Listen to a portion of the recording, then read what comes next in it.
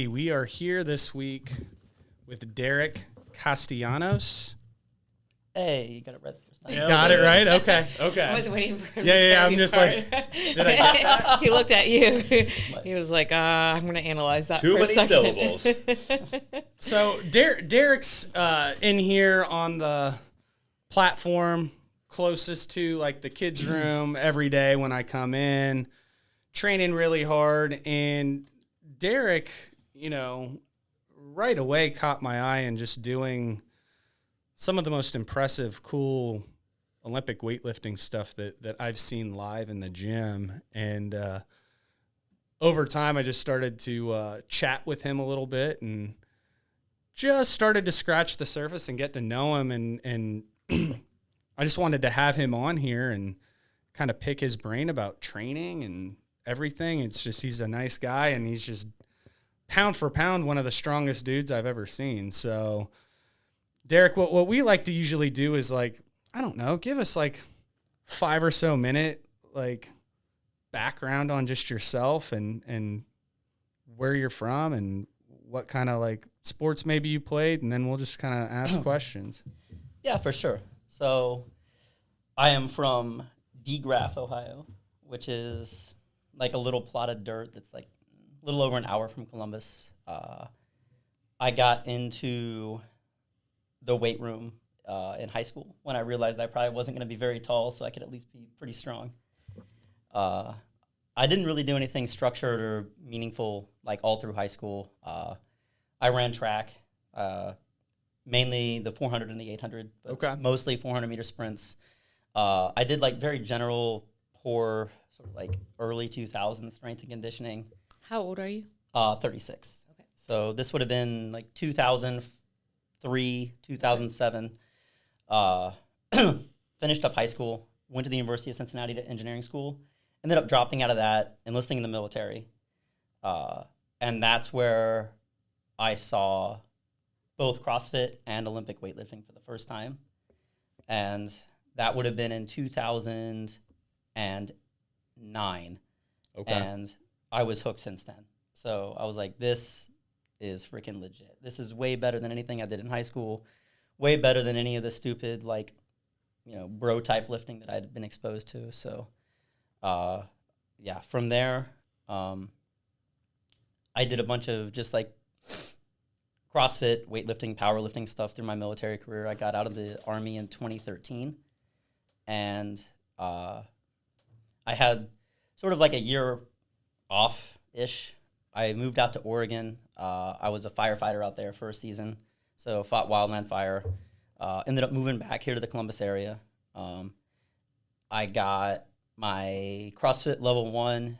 You saw a sport performance coach sort of back-to-back weekends in 2015. Okay. And I coached full-time as my only profession until just this year, where I ended up opening an affiliate in 2020.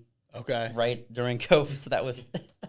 Was it before or after? It was so I signed the lease on my building in January of 2020. Fudge. Timing on that was perfection. So that was horrific. Where'd you open it up at? Bellefontaine, Ohio. So Okay. Oh, okay, yeah. not too far away from here, so kind of local. So I owned that affiliate for 5 years, ended up closing it this year. I work full-time now for Rogue Fitness, so I work in ops there. I guess, what else? You ever see yourself coaching again? Yeah, so I still coach remotely. I still Okay. have a few clients that I coach remotely. I've been looking at some different PhD programs to kind of get more into the research side of things. So I do have my master's degree in analytics. I have my bachelor's degree in business and exercise science. So I've been kind of at this for a long time professionally. And so this has sort of just been a slow down, chill out year to kind of see what the next step, where the next place I end up going is going to be. Cool. Very cool. Olympic weightlifting competition now. So I want to dive into this for a little bit. You're ramping up right now, but take us back to maybe where you started, your maybe your best lifts, your finishes, all of that. Yeah, for sure. So I started weightlifting kind of for real, like in 2015. Okay. At the time, my best overhead squat, I think, was like 35 pounds. The first time I ever tried to overhead squat, I had to use a women's bar. Well, mobility for a lot of guys gets you. It was so bad. I felt like my back was going to literally tear in half just trying to overhead squat with a women's bar. Fast forward to 2019, and I ended up taking silver in the snatch, bronze in the clean and jerk, bronze in the total at the Arnold. That's a big one. Yeah. Yep. That next year. What weight class? Men's 55. So 55 kilos. So 121 pounds. Okay. Yeah. And where do you usually walk around at? I weigh 135 right now. So like 62 kilos. Okay. Yeah. Yeah. So, let's see. 2021 was Arnold Festival of Sports again. And that was like a big sort of like welcome back from COVID type situation. And that led in like all of Pan America. And so that was my first time competing against athletes from other countries. I ended up taking 5th at that meet again in the men's 55s. 2022 was another sort of weird year. They had what was called like garage nationals that year. Like things were still kind of screwy from COVID, so meets were still sort of all over the place. I ended up winning that meet overall. That was like a weird, like sort of remote type situation that USA Weightlifting put on to try to, keep things going. 2022, also, I ended up becoming Ohio State weightlifting champion. I continued that streak on until just this year. I won state champs again. I won the Arnold in 2023. I won the Arnold actually outright, so gold across the board. Wow.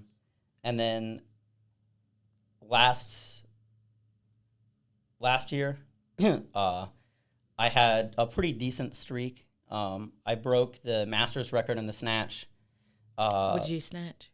I snatched to do that 76 kilos at 55.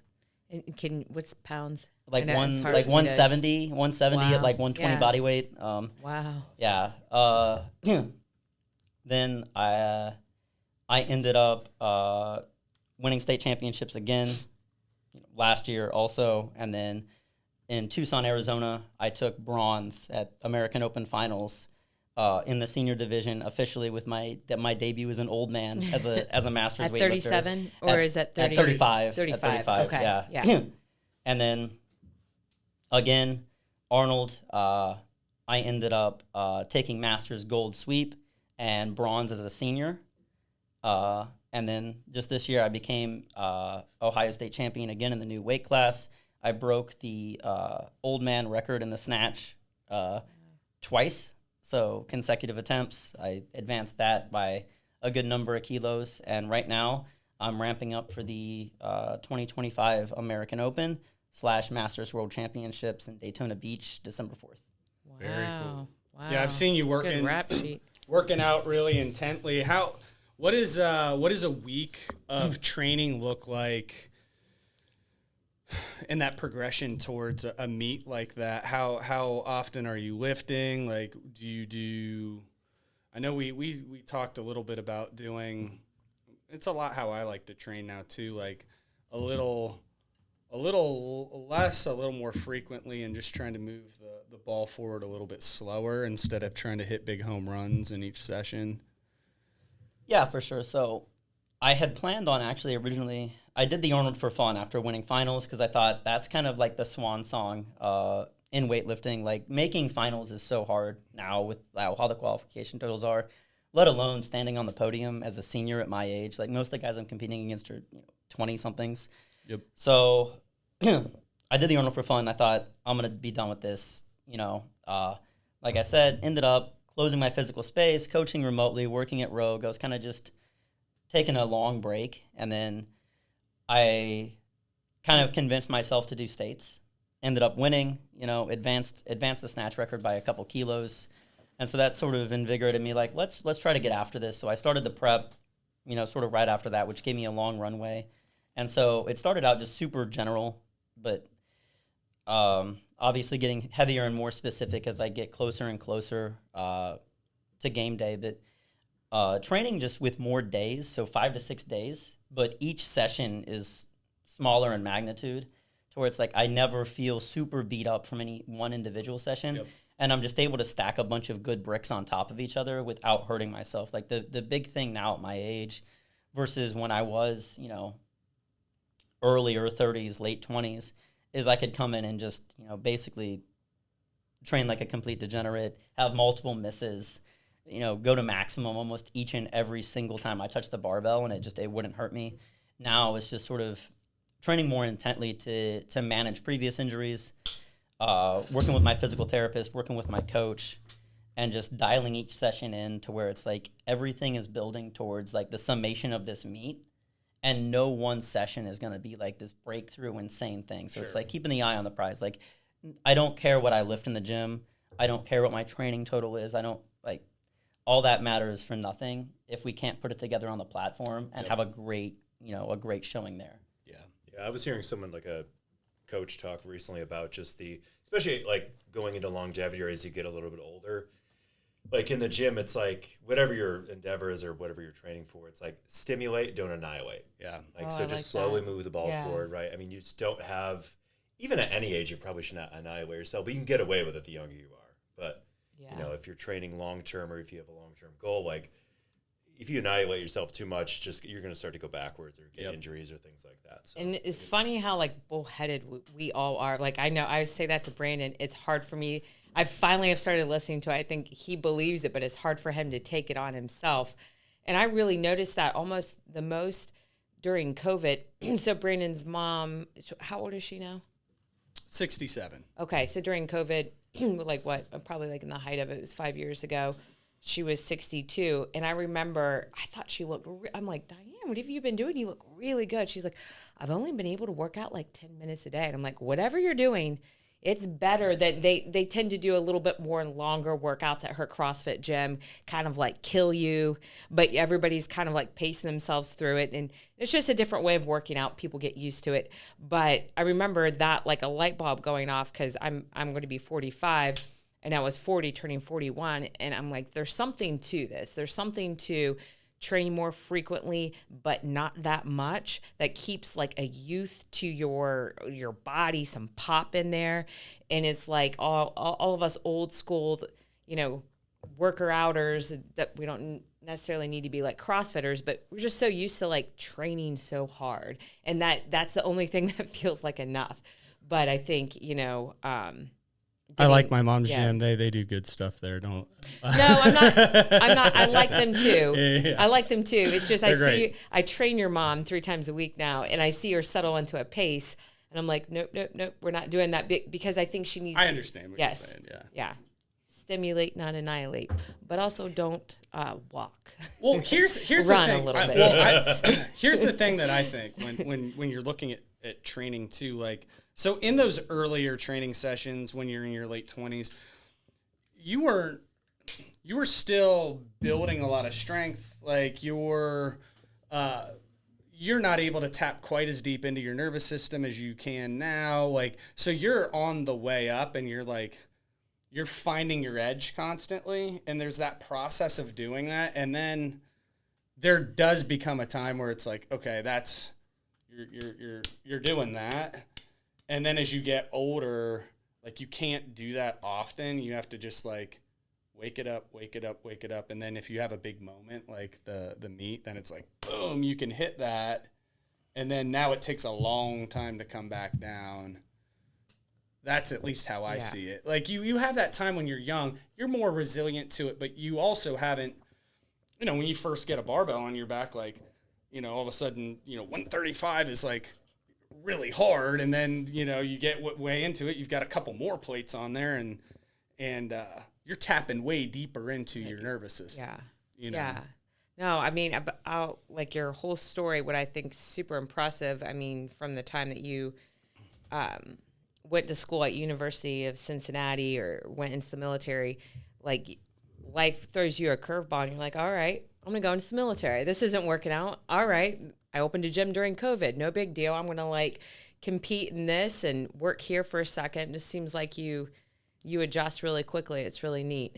Yeah, well, I think it's like, what else are you going to do, right? Right. Besides just... Well, you could overanalyze it, like a lot of us will do and get stuck. And there's a lot of other things you could do. You can't be paralyzed by that kind Right, of stuff. Like right. life's gonna happen. So you can either be a spectator or a player. Yeah. And I'd rather be in the field of play than sitting in the stands. So regardless of what's going on, it's like I would always rather be in the action and making my own decisions and making things happen rather than letting things happen to me. Yeah. So I think it's sort of like that perspective of, oh, well, this happened. Like, all right, like, what's the next play? Like, what can be done now, right? Yeah. Instead of sitting in dread or sitting in wait and going like, oh, we'll just wait, like, just get after it, right? Like, start making choices, make decisions, pivot, and then push forward. Yeah. Well, that's neat that you didn't like sit and internalize any of that, because I think that's what happens. Like, hey, this isn't working out, whatever it is, and make adjustments and go. Oh, yeah, for sure. I think it's like, it's easy to do. And it's not that I never get hyper analytical. I mean, I have a pretty advanced degree in that. Or that I never sit and like mope or sulk, but it's like more so like, okay, like we've had the pity party. We've had sort of the period. Now, like, what are we going to do about it? And it's sort of like, that's sort of my perspective is, if it's all your fault, that's great news, because if it's all your fault, it's all you're fixing, right? So it's like, okay, like, this is my fault. Ownership, and now we can do anything we want because I did this. I can get out of it now because I'm the one that put myself in the situation. I can put myself out of the situation versus sort of the casualty mindset of, oh, why is life happening to me? Why is the world acting upon me? Well, you can be proactive in these things, and you can be the actor instead of the one being acted upon. Yeah. Out of all those transitions, which was the hardest for you, from like school to military, back to school, to owning a gym, to now competing and working for someone? I think like the two biggest pivots were transitioning to civilian life for sure. That was sort of like a rough period of sort of figuring it out, right? Of like, oh, okay, like I'm done now doing this, right? Did my service, put my time in, now what? And then now sort of like transitioning into like a professional space, having been self-employed for so long, is also sort of weird. Don't tell me what to do. Yeah, Right, but it's Dave? not only that, it's also like the understanding of like, oh, I've got this whole team that supports me, right? Yeah. And like I have like a whole support staff that can help me get these projects done, that can help me make sure that like we're doing a good job and it's not just all on me. Oh, that's And so cool it's like, perspective. oh, Yeah. like I have like all these people that I get to leverage now that get to help me. Yeah. Versus, oh, this is me Just against you. the world, right? Yeah. Yeah. No, that's a really cool perspective. It's really interesting. Yeah. Okay, Derick, I'd love to talk a little bit of CrossFit. I haven't seen you do CrossFit, but you're really strong and really light, which is a pretty cool combination for a lot of workouts. Like, what type of like CrossFit sort of workouts did you like doing, body weight movements and things like that? And Oh, 100%. Yeah. For sure. So love ring muscle ups. Yep. Love toes to bar. Love sprinting. I like doing like all sorts of like odd object lifts, like sandbag work, stuff like that. Sled work I think is killer. Yep. Love all the gymnastic stuff. Handstand push-ups are one of my go-to. I still do those in training now. Cool. I love crossovers. I think those are a ton of fun. Like things like just odd lifts, like dumbbell split snatches, I think are like such a good tool for just like general athletic development, general strength, general fitness. Like doing stuff like that I think is like awesome. It just gets me thinking I need to throw some of those. I took like the CrossFit had like a little dumbbell online course. I was just getting CEUs for my level 3. And I remember I took that and I had a good month of like fun, we're doing like lunges across the gym with dumbbell, it gave you a lot of cool ideas. So I've never seen them throw that out there with anything. Have they? Dumbbell split snatches? Yes. Yeah, I program them often. Yeah. I think they're great. No, it's cool. I don't think I've ever done one. So they had a whole Sure, I look really regional in 2018 Noah Olson. where they did just dumbbells. So no barbells, all dumbbell stuff. 2017 maybe. 17, all dumbbells. Now they used heavy ones in a lot of instances, but they did not use a barbell, and they just wanted to throw a monkey wrench into things. And it shook things up a bit. I think guys who like leaned really heavy on sandbagging a lot of their training towards barbell stuff, it certainly, like, this was not their regional. Joey did his best in that regional. He handled the dumbbells really well. I remember that. Yeah, I think the split on those dumbbells was like 70 for women, 100 for men for the split snatch workout. Yeah. Yeah, it was. Yeah. Yeah. Yeah, they did some heavy dumbbells. We did a heavy dumbbell snatch in 2012 at regionals. Remember that? Yeah. It was just alternating dumbbell snatches. They had 100-pound ones in that one. Are you going to do the open this year?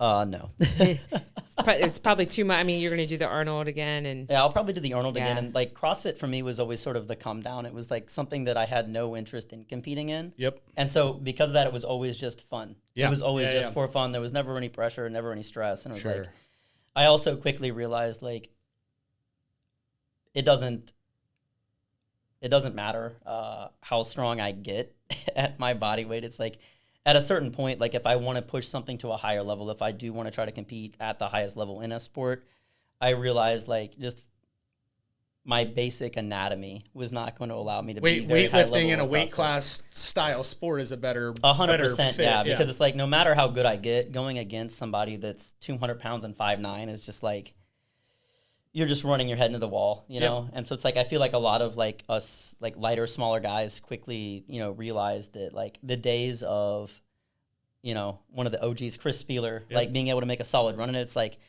a 225 pound snatch is nothing anymore. Like we have high level athletes now doing 275 in a Metcon. So it's like, I remember seeing 300 pounds go down for the first time from Rich Froning, and I thought that was insane for a CrossFitter. Now that's just like the ticket to admittance is like, you better be snatching like over 130 kilos or else, you're not going anywhere. Yeah, these guys they're strong and they're bigger. And I was telling. It would be interesting if at some point if competitive CrossFit had a weight class. Yeah. It's too many divisions. You're getting masters. Right. Like I think it's logistically going to be hard for them to do that, but like you said, it's just like there could be really good people up to a certain point, and you're like, there's no way I'm going to win this. No. Yeah. I was talking to Mason who works at the front desk, and he's a little newer into this space just over the last year or two, and kind of talking about how a lot of like when say like me and Dave got into it, a lot of the I was explaining him like a lot of what you saw on like CrossFit.com and a lot of the way that people trained was more running, a lot of pull-ups, push-ups, dumbbell work, jump ropes. You'd have some barbell and like CrossFit.com maybe twice a week. It wasn't, and I was like, a lot of the guys looked a lot more so like military guys, and that was really popular. And a lot of the numbers with the lifts were, you'd see like in 2009 they had these athlete profiles, and I think it was a lot of what grew the sport, because you'd see the weightlifting numbers and the benchmark numbers, and it'd be like, this guy has a 415 deadlift and a 305 front squat, and like, while those aren't, they're not bad, they're like numbers that you see with the people in classes and stuff. And it was like, oh man, that's attainable, or I already have that, or, like you saw this stuff. And I'm like, now what you're seeing, even just from the people who are like really going at the sport, they look like football players who have some cardio.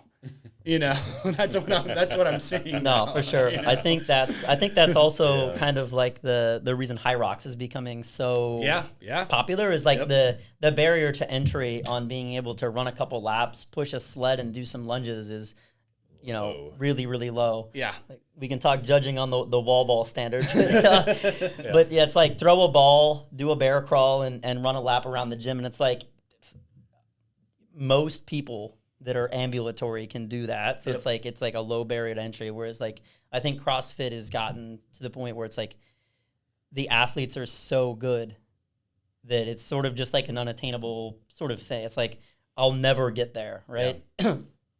Yeah, and there's like layers to it too, where it's like I remember I saw things shift, and I think it was a competition you were doing, Kate. It was one of those Festivus games, which is not. It's supposed to be for like more like I like this. Yeah, beginner, intermediate. Her and her teammate won it, and it was like for beginner, intermediate style CrossFitters. And I remember like, you know, if you have 20 kipping pull-ups, you shouldn't do this and this and that.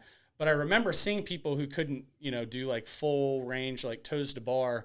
A guy who was like, couldn't do that. He's, you know, doing knees to chest, and then he cleaned 300 pounds. And I'm like, so now people have got so good with the barbell and so far away from like what I remember, you know, like, you know, 2010, we were in our gym, we're like doing a lot of people are doing 30 pull-ups and could do ring muscle-ups and stuff, but, you know, a 225 clean was like this It's almost like there was achievement. more emphasis on controlling your body and controlling your body weight, which I actually think like fundamentally that should be a progression to like getting in better shape. Like learn to work with your body. Now let's load it. You know, have this full range of motion. I feel like it makes your whole body healthier. If you see the CrossFit hierarchy, it's nutrition, metabolic conditioning, gymnastics, then it's weightlifting. Yeah, I've seen those ones too. The meme ones. What was it? Just different things in the pyramid. It's just like it's the modern like CrossFit hierarchy. And What's it say in the modern? It's like supplements and like bullshit Instagram posting. You know, it's like it's a bunch of funny stuff like that. Like maxing out PRs, like all that kind of stuff. But yeah, I mean, I've seen a shift in, and some of it would go with what the sport was laying out, where you saw those barriers to entry. Like it's like, oh, if I sandbag my training towards a barbell, I have a better chance of doing well. And then people were like, okay, I'm going to keep putting my eggs in that basket, and it's obviously paying dividends, or else we wouldn't have seen it happen. So I don't know. I'm just talking shit, but you know, things swing back and forth, and you see like an emphasis with certain gyms. They'll put a lot more emphasis towards this or that, and I'm always trying to find our balance here too. It's a moving target. Yeah, I think that's kind of it's a good and bad part about CrossFit is the affiliate model allows it's open to interpretation, right? There's kind of a framework. There's a methodology or philosophy, but how you run it's kind of up to you. Mm-hmm. And that's, you know, we were talking about High Rocks too, and just, you know, I was just kind of thinking about this, like CrossFit is kind of it's a training philosophy or methodology. High Rocks is just an event. It's not like I won't say it's a sport, but this is a very clearly defined thing. You could train CrossFit to do High Rocks, and like that's kind of the difference. They're not really the same. One's a training protocol, one's just an event. Yeah. Like you said, just in terms of, you know, competition with the High Rocks thing, like obviously it's a low barrier to entry, but to win it, you still have to be very good at those easier movements to do, so to speak. You still have to. It almost because the playing field is so level, it almost makes it really hard to separate yourself. It's like running, you know, like the level gets high quick when you fix the everyone event. can do it. Yeah. You know, you have to be the best at it, right? Like if I have some nifty tricks in CrossFit and I have like a high level of skill where I'm really good at, you know, certain things like Olympic lifting, like I'll separate myself pretty quickly from people who physically might look similar to me or have similar physical capacities, but I have a higher level of skill because I've trained these things more. But in something like that, like it's like, all right, just go for an hour. Who, you know, it's interesting. Like it's not better or worse. It's just different. Yeah, you train for a specific event. You got to get really good at running and really efficient with, But I like it because it gives us something else to compete in. I mean, we had talked about like even maybe becoming like High Rocks certified and maybe gearing some of the rev classes a little bit towards that or training people for that. And I think I mean, I love when people just kind of participate in things, whether it's a 5K or half marathon or marathon, or just kind of put yourself out there a little bit, try a little harder. I mean, you're only going to get in better shape. And I think we might all be a little bit too tied to the like end result, but no, I think it's neat. But yeah, there just used to be more excitement around competing in general in CrossFit, and to me, it felt a lot like running. Why are you laughing? I don't know. You're like, yeah, I used to feel that way. No, I just think like the competitive, like the competitive part is like becomes such a long distance from what actual happens in most of our CrossFit gym affiliates and communities. Like you can kind of do the same thing, but it's not the same. Oh yeah, like they're like you said, the bar has been raised on every level of physical modality and training modality at the games that it's like you're a professional athlete at this point. It's like playing rec league basketball or being like an NBA player, right? I mean, it's really just becoming like a professional. Nothing wrong with the rec league. Yeah, exactly. No. I just had the conversation with my son today because I was like, I put in all the school you're going to miss this year, and I'm like, buddy, just so you know, I'm going to let you make this decision, and Dad and I will support it. If he even wants to play for Upper Arlington, like we can't go on these trips. Like you will absolutely not be able to go. We go every year, like for his birthday, we take him out of school for 4 days and go to Turks and Caicos, and he loves it. And I was like, that's fine. Just understand that won't exist, because even at 4th grade, they send out an email and they're like, if you guys are going to do this, we want you to make it a priority. And they win rec league. Yeah, I want to be respectful. You have to try out in 3rd grade. And they had cuts. And you know, one of his little friends is a decent player that got cut too. Yeah, he's pretty good. But it's you know, things get so serious, and like, you know, so I was having a discussion with another mom. She cuts my hair, and we've been friends for years and years and years, and her kids are really good athletes. And she's like, okay, so Oscar's not going to play sports. What's going to be his thing? And I'm like, can't he just be a kid? She's like, is he going to do student council? He's going to be in the band. I'm like, he's just literally going to be a kid. She's like, well, how is he going to get into college? I'm like, you know, if that's what it takes to get into OSU, then maybe he goes to Columbus State for a year. I don't know, but I don't want like his whole you know, well-being hinged on, is he a good athlete? Does he get straight A's? Sure. Did he get into this college? I want him to not give 2 F's about what other people are doing. Like, hey, I'm doing my own thing. I'm playing rec league basketball, and I'm traveling, and or whatever, you know, whatever floats your boat. But it's like, I don't think it's just CrossFit. It's like the world, and maybe it's social media, and you can't post anything that's not super impressive. So if you're just out here being a normal person, everyone's like, cool, like whatever, you know, pass that one by. I think it's more like what looks impressive in the world, you know. I think it's kind of more of like a global issue. Yeah, youth sports are nuts. Yeah. It's a lot of them are. A lot of the youth sports are being sold to private equity. So these sports leagues, and then they're professionalizing it. Now, it's like a big thing, and they turn it into like a whole. And they're professionalizing youth sports, and it's causing a lot. I've been reading articles about baseball where a lot of the kids, I think it's 55% of the Tommy John surgeries, which is that arm surgery, are kids 13 to 15 right now. Crazy. That's kind of silly. What is that? That's insane. That's from like the overuse? Yeah. Okay. Overused from throwing, because Specializing too early before they're physically developed.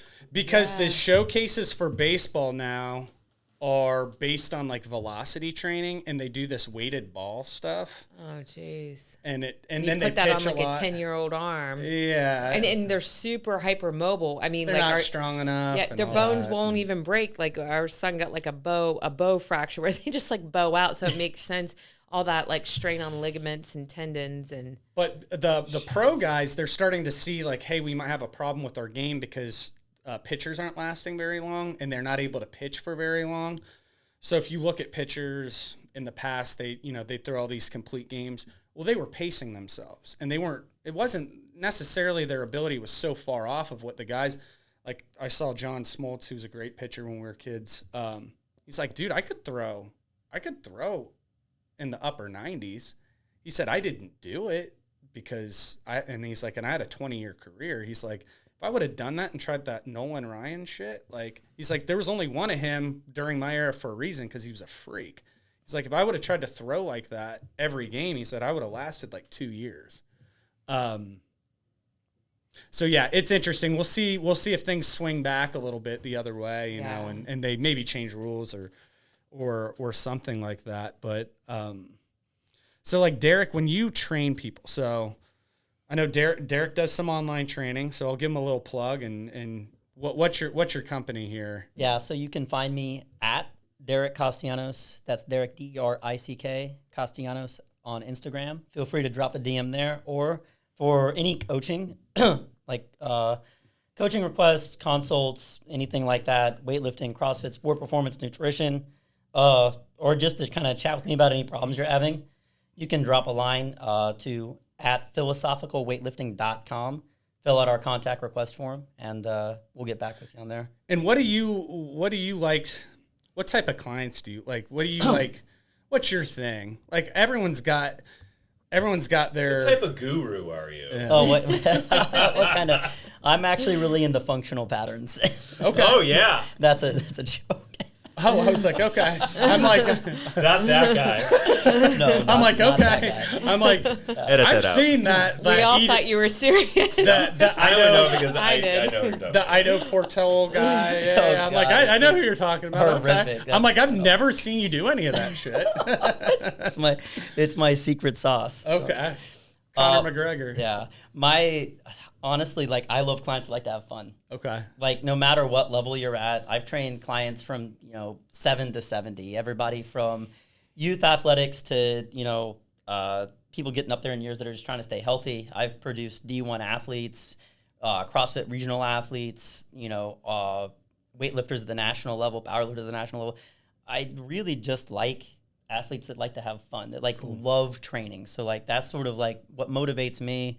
The clients that I get along best with is like, I'm not bothering you to train. Yep. I'm not your gas pedal. I'm your brake pedal, right? I'd rather keep the cart on the tracks than have to push it along. So if you're the type of person that is kind of like self-motivated, that just loves training, like that's usually who I vibe best with is Cool. like, let's get in the gym, let's get after it, let's get on the track and get after it.